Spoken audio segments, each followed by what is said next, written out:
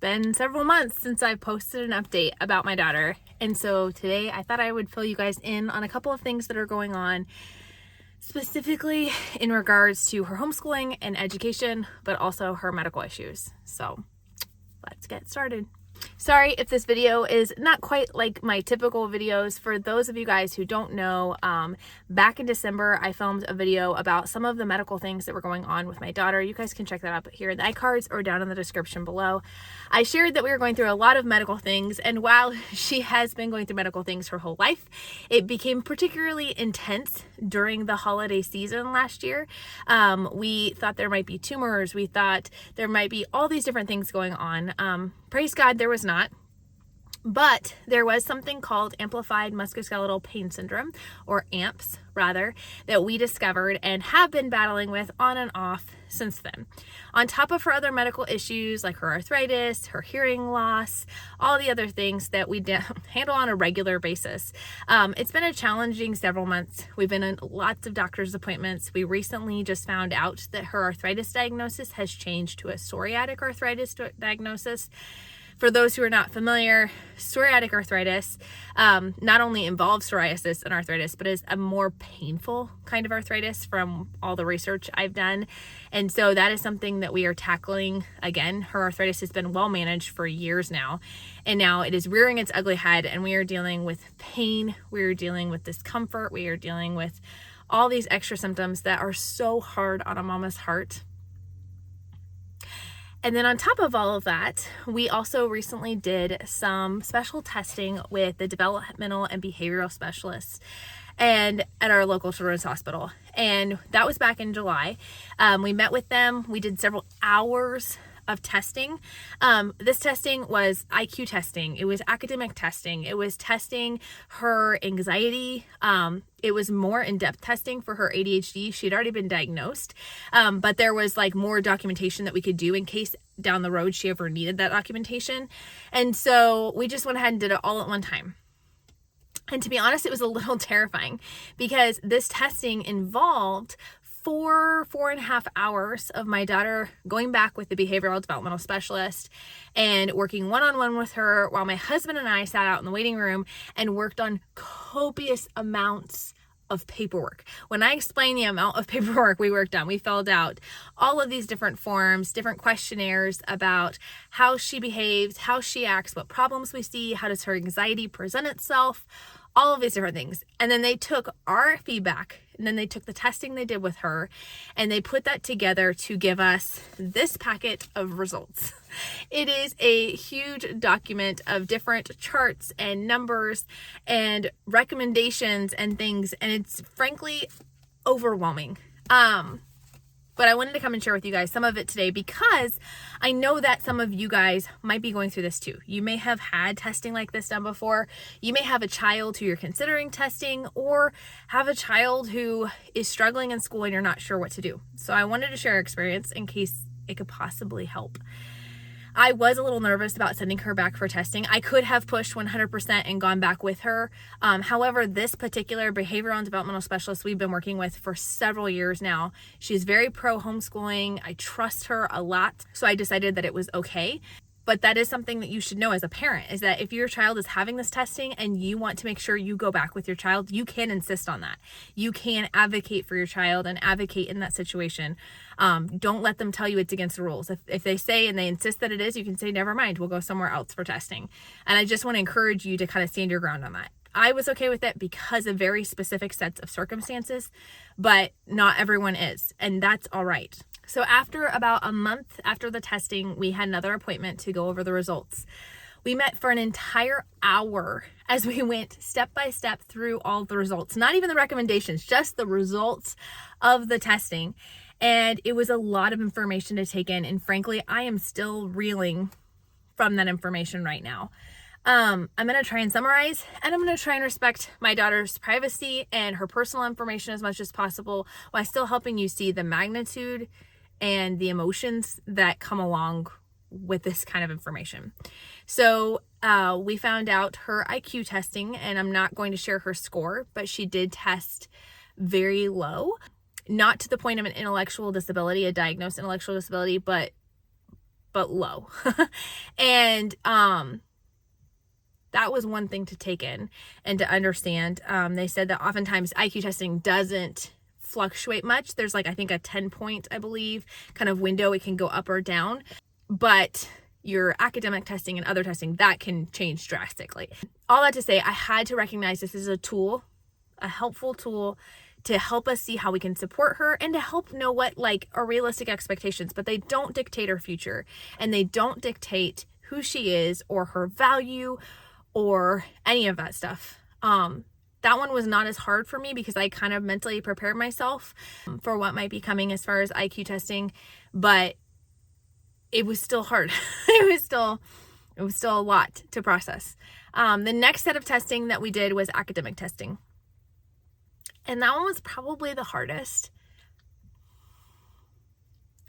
That was probably the hardest because as homeschool moms, we carry a lot of the weight for our kids' education. We are responsible for our children's academics.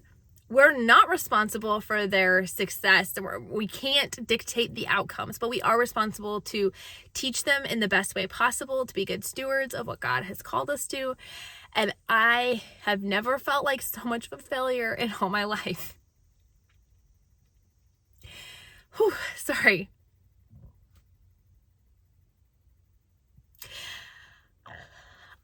My daughter is in 5th grade starting this year. And I knew that we were not at a 1st grade level. I have said that in these videos before. I have told you guys that we are not at a 5th grade level. And that's okay, right? Because we're just looking for forward motion. After seeing these test results, she came in significantly under grade level. Like I knew she was under grade level, but it was significantly under grade level. And I couldn't help but feel like an utter failure. I couldn't help but feel like I messed her up. That it was my fault, or I picked the wrong curriculum, or I didn't do something consistently enough, or I didn't teach to her needs. Like I just struggle with that so much. I was very thankful for our doctor in that moment because she was very clear to tell me that this is not the whole story. So she's like, this is the academic testing. Let me show you the next set of tests. The next set of tests revealed that my daughter has many actual diagnosed learning disabilities. She does not have dyslexia, or at least it doesn't appear to right now, which is kind of shocking because I have 3 other kids with dyslexia. But she does show signs of severe learning needs in several different areas. And they said this mixed with all of the paperwork, we don't base any information off of one test, which I appreciate. They take the information that my husband and I gave her. She takes her clinical observations of my daughter. She takes the academic testing. She takes all these other tests and puts them together. And she's like, I can see that she's a highly motivated learner. She goes, I was so impressed by the fact that even when she got to parts of the test that were far too hard for her, she never gave up. She was like, I'm going to do this. I'm going to do this as best as I absolutely can. She kept repeating back, practice makes progress, not perfection.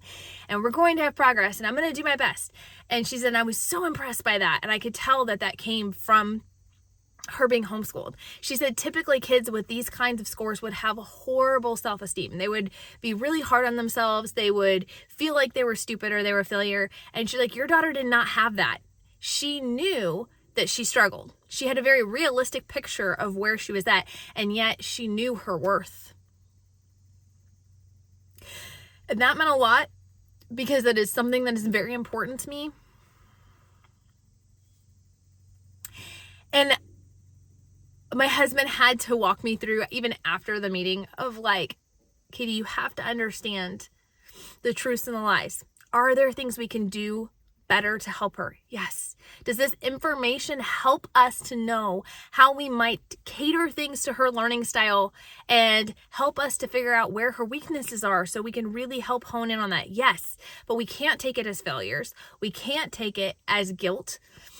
And we have to recognize it for what it is, that she's fearfully and wonderfully made in God's image, that you didn't fail, but can you grow from this experience? And I'm still working through this, guys. I'm still very much working through all this information and really trying to process it all. Her anxiety came back very high. She has generalized anxiety disorder now and has been diagnosed with that. So there are also aspects emotionally that we need to work on, as well as academically. We've also met recently with occupational therapy, and we've gotten a lot of recommendations because of the psoriatic arthritis of things that we need to incorporate into our home to make it better for her joints, to give her better health there, to make things less difficult, finding out that there are adaptations we need to make within our schoolwork so she doesn't fatigue so easily and so it doesn't cause physical pain to do her work, and that doesn't prevent her from being able to follow through with the work she needs to do. It's a lot of information. Guys, when I tell you this packet has 40 different recommendations. It's 40 different recommendations.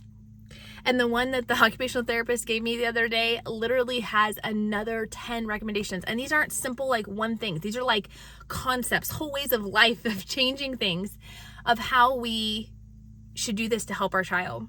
And I felt like a failure when I got back her test scores. And I took that personally, and I'm working hard to filter the lies from the truth. But I also got very overwhelmed and felt like I was failing her because I didn't know how I was going to be able to implement all of these strategies. How is it possible to take 50 plus recommendations and implement that into your home? My husband encouraged me to stop, to pray about it, to pause, to not feel like I needed to act on it right away. We've now had these results for about a week. And I'm just now today going to start working through some of them and implementing them because I was literally just frozen in fear and frozen in overwhelm.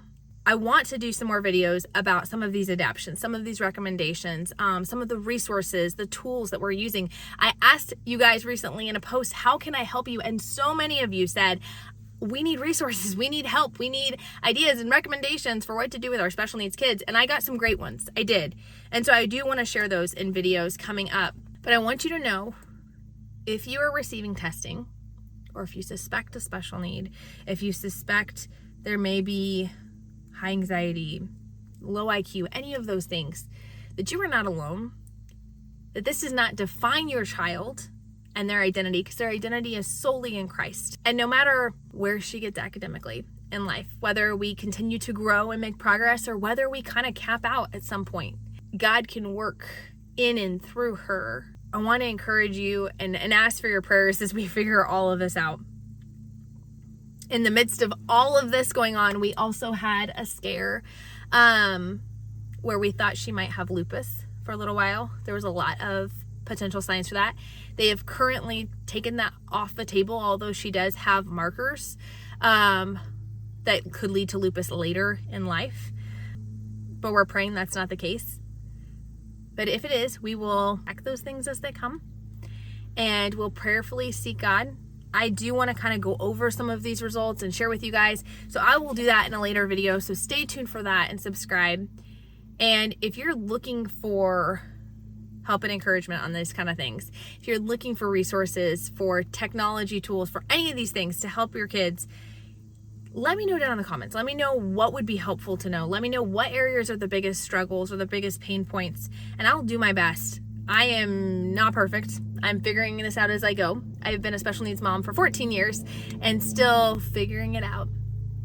But by God's grace, we're going to keep going each and every day. And I hope you'll stick around and follow us on this journey. And thank you guys for your prayers and your support. They are greatly, greatly appreciated. Talk to you guys later. Bye.